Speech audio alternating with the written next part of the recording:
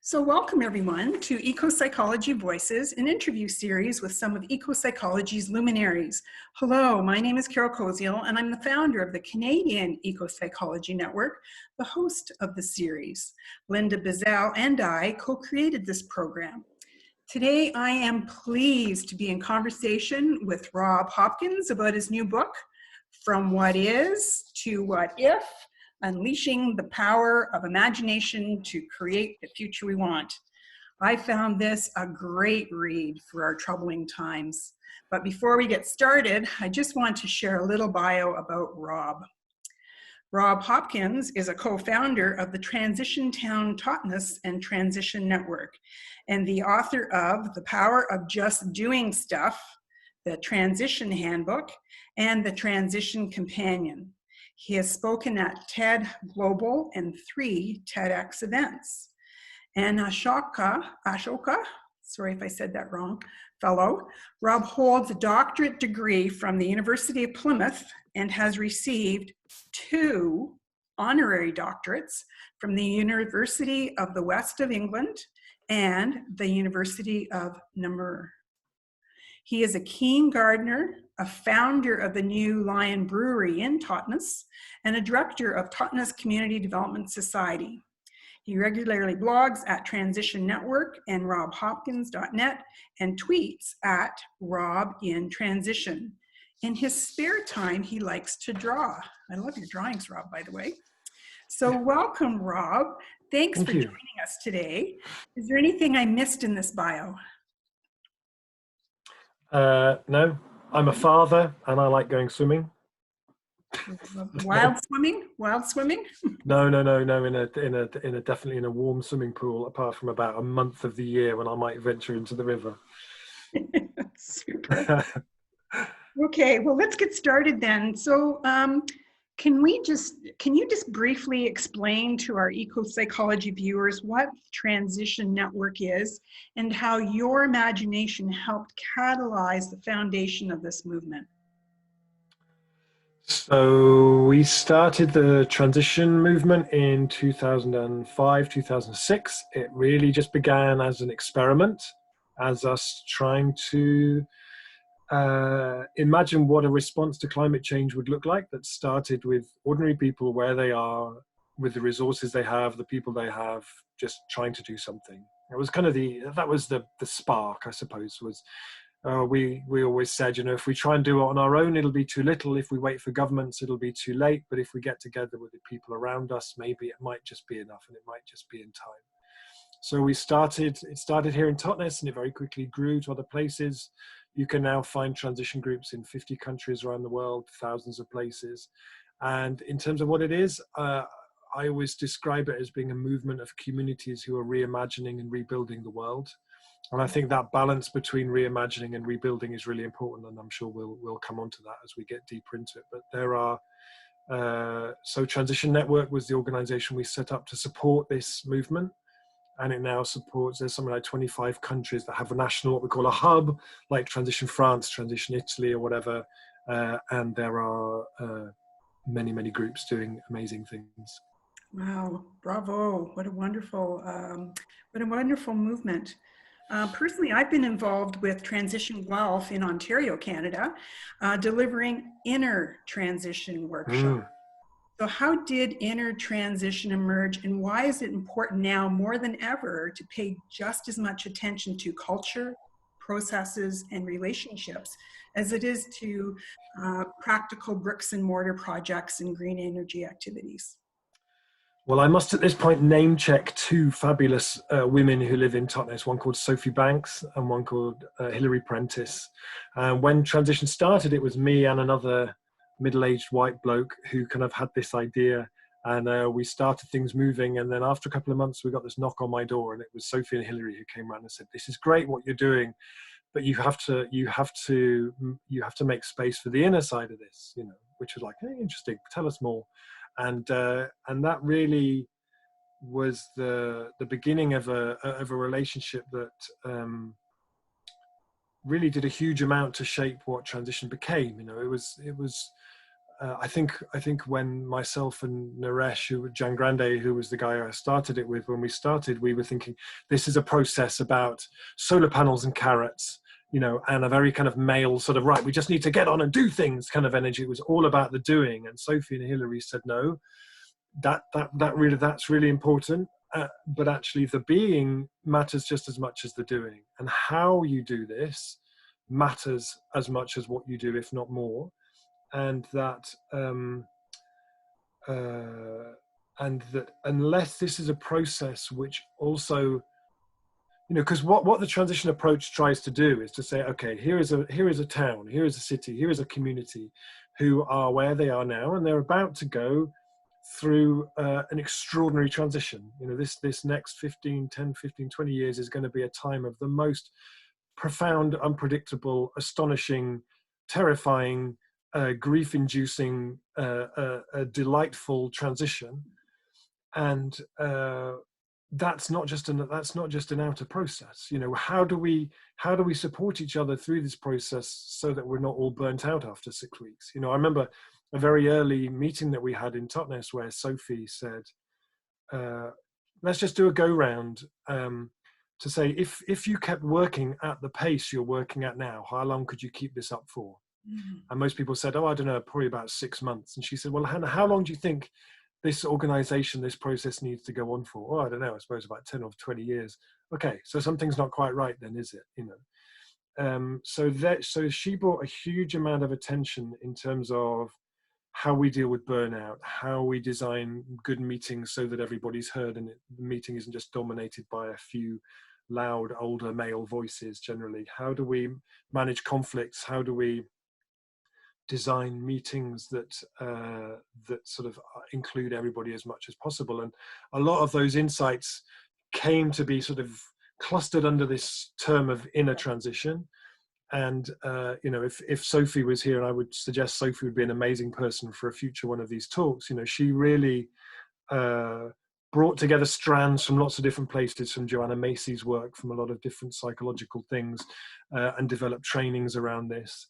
And you know, just one of the there's many different ways in which it really runs through the transition movement, like writing through the middle of a stick of rock, you know. But one of my favorite, most practical manifestations is in our town, in Totnes. We probably have more psychotherapists per square foot in Totnes than anywhere else in the UK.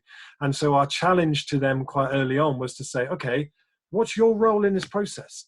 What's your role in the transition of this town? And a group of them came together and said, well, we will offer to mentor and support anybody who's working at the heart of the transition movement in this town, completely free of charge. So I myself, as somebody who has been an activist through a process, you know, any community process like this runs into times when you put your head above the parapet and you take a lot of flack off people, and you find yourself working too much, and there's times when things aren't working and you feel stressed and you feel a bit hopeless. And having that resource, that mentoring available to me certainly did a huge amount for me in terms of reducing burnout. So what if activist groups had mentors would come to mind? Yeah, absolutely. Yeah, I think it should be obligatory. You know, I feel like, you know, I've been involved in activism of different sorts since I was about 15, you know, and I've known so many brilliant people lost out of these movements to burnout, and it's horrible. And unless the organizations that we create to bring about the alternative model different ways of doing it, you know, if we try to build a new world and we just embody all the same cultures and practices and paradigms of the current one in order to get there, it's a bit ridiculous. So, you know, I think people are sometimes surprised. They come and do the transition training, the 2-day training we created for transition groups, and they expect it's going to be, here's how to start a community energy company, here's how to print your own money, here's how to grow food on your train station. And actually most of it is in a transition, how to run good meetings, because that's the glue that enables it all to work, really. Right.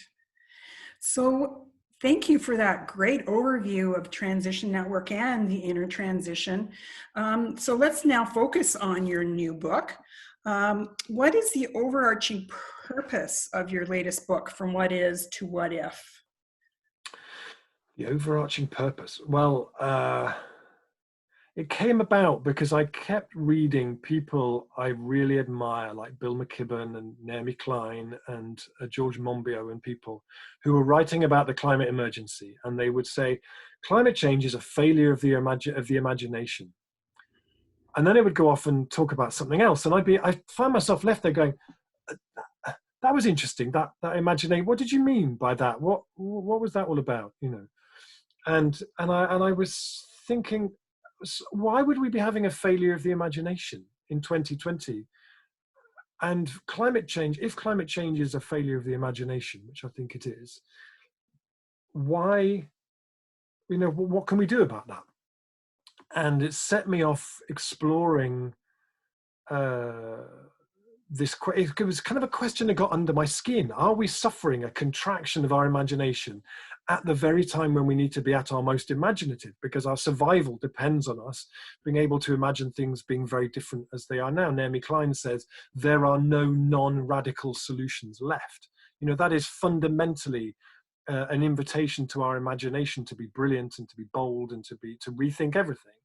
And if our imaginations aren't up to it, then we're really in trouble. And that's something that we really need to be looking at. So I came across some research done in 2010 called The Creativity Crisis by a researcher called Kyung-hee Kim. And she concluded that imagination and IQ rose together till the mid-90s. And then IQ kept rising and imagination went into what she called a steady and persistent decline.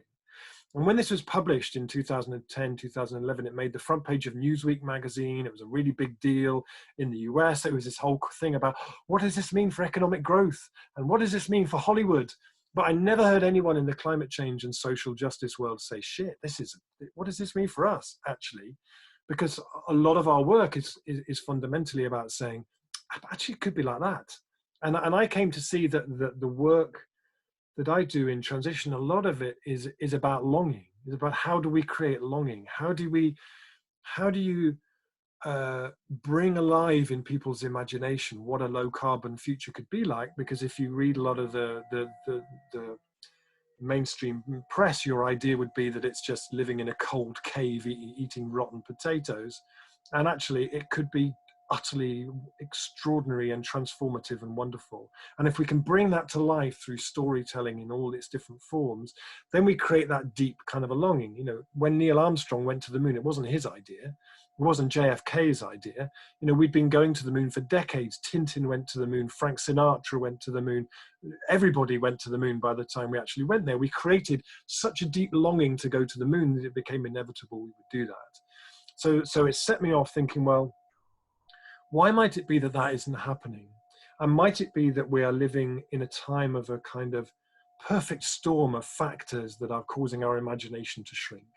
And I learned about how the hippocampus, the part of the brain where our memory and our imagination fire from, and in many ways, imagination and memory are very, very similar, and that it's the part of the brain that is uniquely vulnerable to cortisol, that when we have anxiety and stress and trauma, the hippocampus can shrink by up to 20%. And when that happens, we lose the ability to look at the future. So the book is really an exploration of, you know, what are the factors around us today that are meaning that we're living in this kind of perfect storm of hippocampus shrinking things like, you know, we live in an age of anxiety, we live in an epidemic of loneliness, we spend less and less time in nature.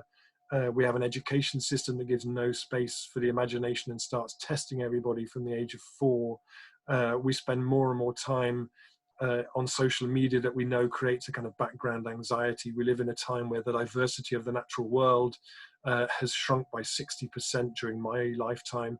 And that loss of diversity, I think, sort of also drives that sense of kind of contraction of the imagination. So there's lots of different factors, I think, that mean that we are in this kind of perfect storm. We know that when your basic needs on Maslow's hierarchy of needs aren't met, it's very hard to have an imaginative life. And I feel there's a real need to recognize that people have a right to an imaginative life. And in some degrees, there is an element of privilege when it comes to imagination. And when governments impose austerity, I think we have to look at that as being an assault on the collective imagination. So the book really looks at how would we set about rebuilding the nation's, our collective imagination? Could you have a National Imagination Act? Could we look at a universal basic income as not being an economic strategy, but being an imagination strategy? Could we look at a 3-4 day week as being a national imagination strategy? So there was, when I researched the book, I interviewed over 100 people, most of whom I hadn't heard of when I started the process.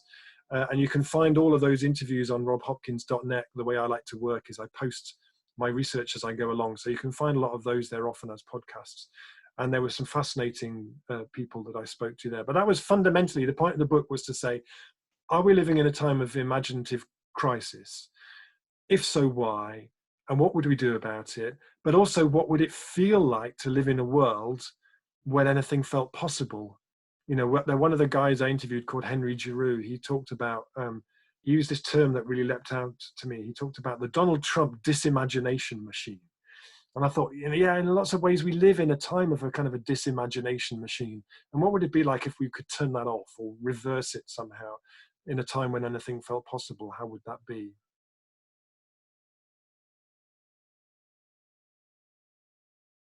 You're muted, I think, still. Thank you. Yes, I am. I had a jet flying overhead and I didn't want it to impact your... So you've kind of explained why imagination is vital to human health, and how it's been slowly evaporating. But since we're eco-psychologists and we deal with the natural world a lot, specifically concerning climate change, can you speak to how like free-falling biodiversity and the disintegrating health of the planet has impacted our individual and collective imaginations?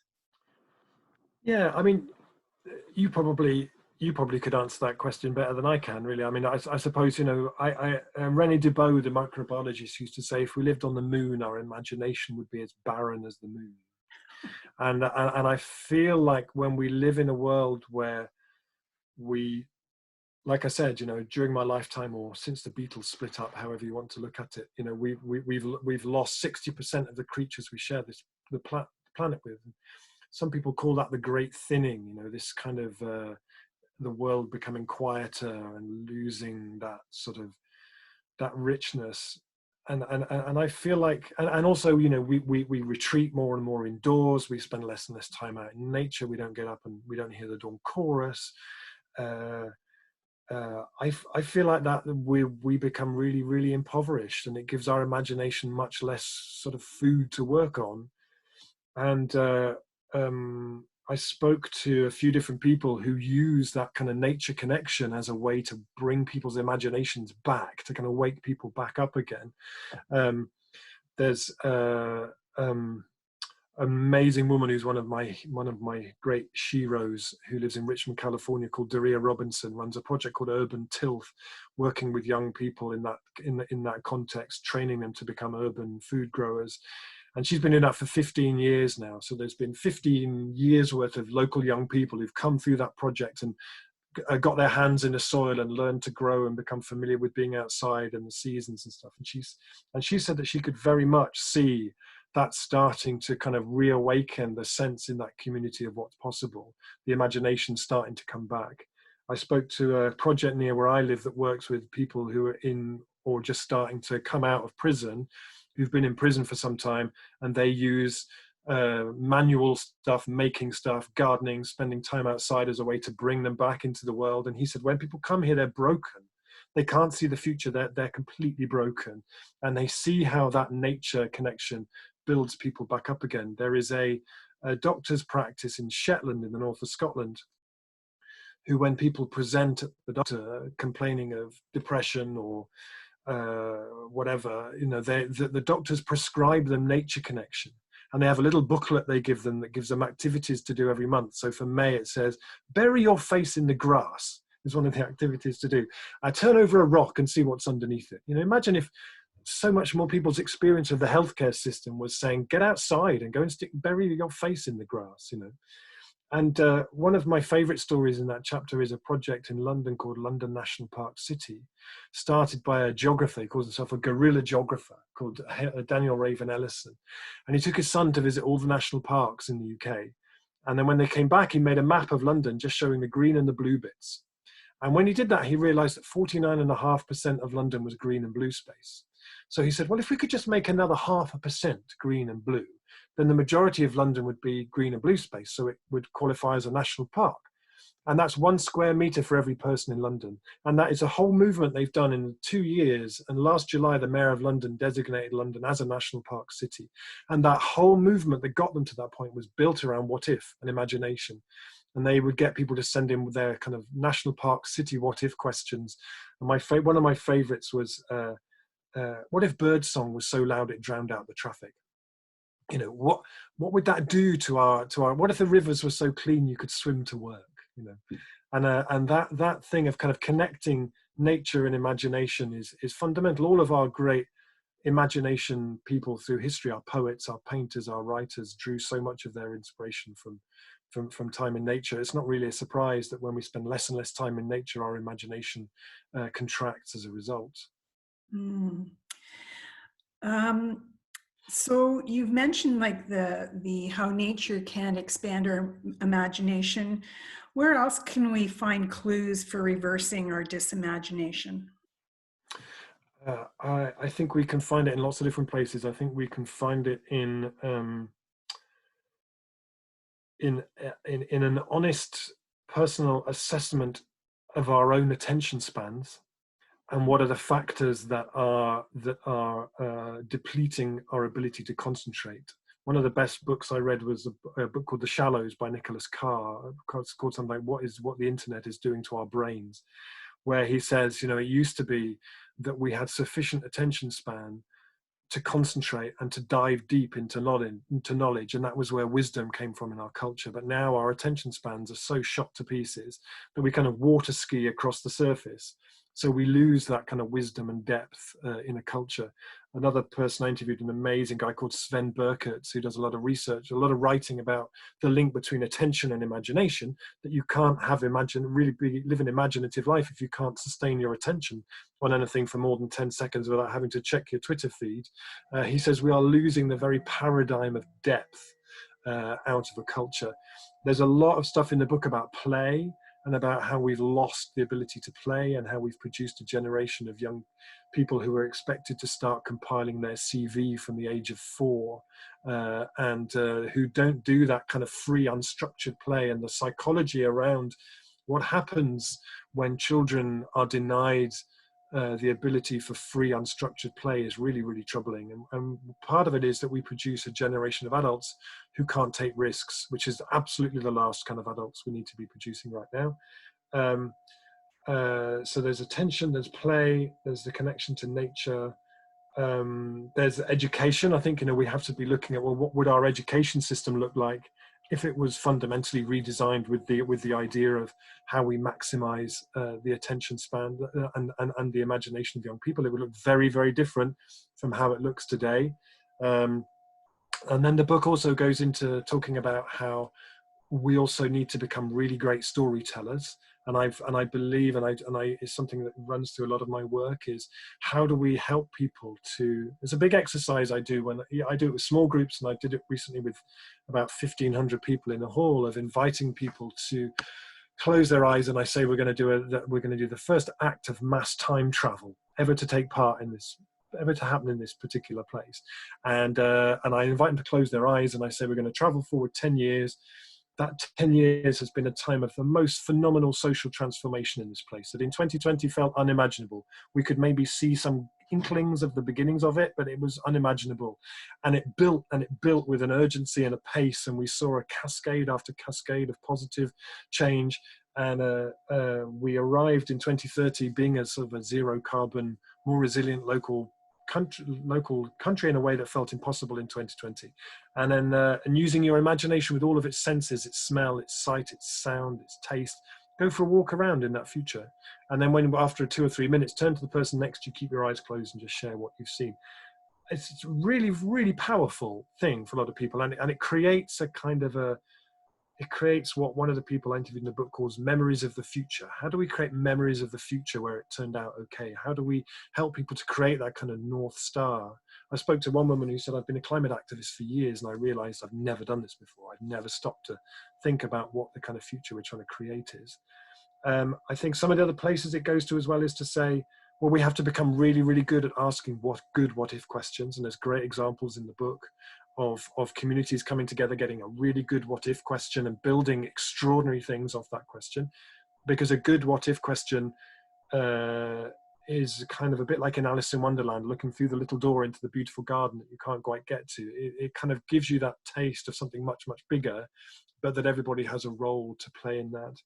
And I look at, what would democracy look like if it was designed to maximize the imagination? What would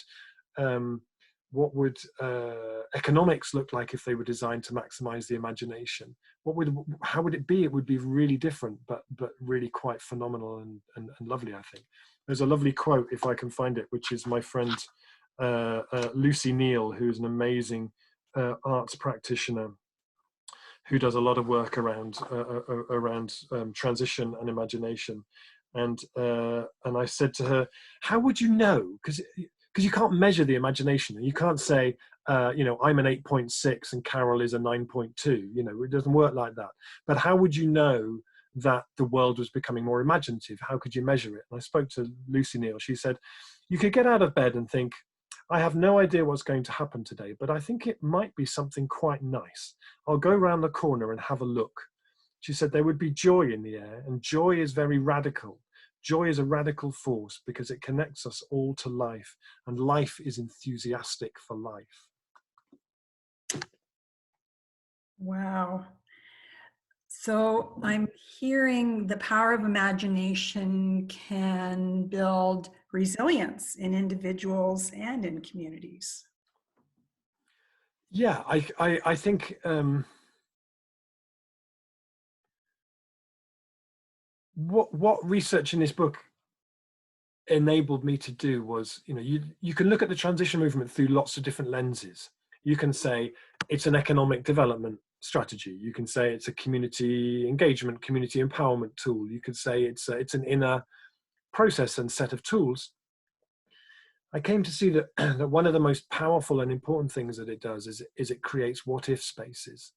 That there are so few spaces in life now where we can come together with other people and say, yeah, what if it didn't just turn out like business as usual wants it to turn out? What if we actually responded to these crises and did something about it? And it started with us. What if the great transition we all know needs to happen started with us here now in this place with what we have? What if we had our own energy company? What if we transformed the food system that feeds this city? What if we provided care in different ways? And there are so few spaces where that kind of what if stuff can happen. It doesn't really happen in universities very much. It certainly doesn't happen in most schools. It doesn't happen in most of our home lives. And the time when we might do it, often we just fill trying to scroll down to the bottom of our Facebook feed, which doesn't actually have a button. We don't have that much space where that happens. And the fact that transition groups hold that and bring out those questions, always in the context of, so what are we going to do about it? One of my favorite stories in the book is a place in Belgium called Liège. And in Liège, the transition group, they came up with a what if question of what if in a generation's time, the majority of food eaten in this city came from the land closest to this city. It's a beautiful question because it invites so many people to step in and go, oh, I've got a bit of that puzzle. I do this, or I've got that, or, they kind of, what they did with that question was created a basket, a narrative basket into which people could put different things. And I went there for an event 5 years ago where they launched it. They invited chefs and academics and baristas and farmers and anyone who cared about food. I went back 4 years later and they'd created 21 new cooperatives. They'd raised 5 million euros of investment from local people. They had a farm, 2 vineyards, a brewery, 4 shops they'd started in the center of the city. It was just awesome. I met the mayor of the city who said, this is now the story of our city. We didn't, as a municipality, we didn't start this. We think it's brilliant. It's the story of this place. We see our role is just to get out of the way and to remove all the blockages to this growing. You can see a city reimagining its food system, but it started with a really great what if question. And there's lots of stories in the book of communities doing that.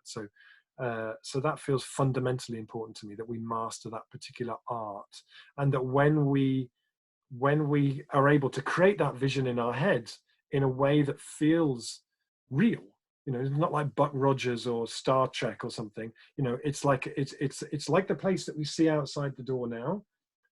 You know, but it's in that future.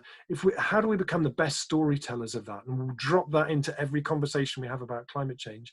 And you know, the coronavirus has been horrific and horrendous in so many different ways.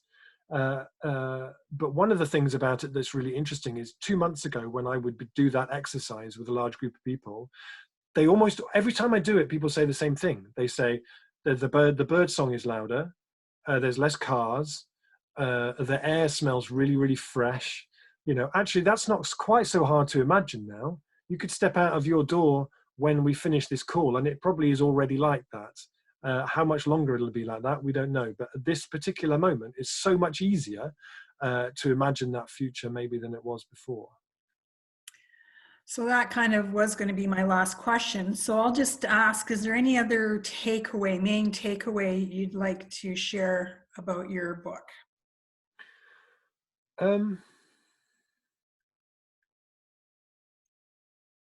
I think a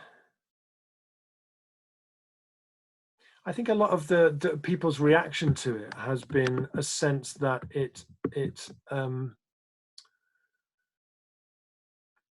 I mean, I guess what I wanted to do was it felt to me like there is something just out of our field of vision that is kind of slipping away and unnamed and unnoticed.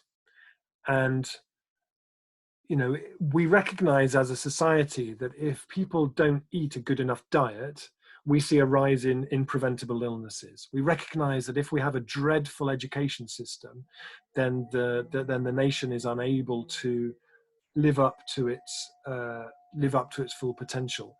But we pay no attention to this slide, to this decline in the imagination. The imagination, it's not like it ever disappears, but it's like a muscle. It should be like that, and at the moment it's kind of like this. At the very time when it needs to be really kind of active and vigorous, and I really wanted to use it to say, oh, hang on a minute, this is really, really important.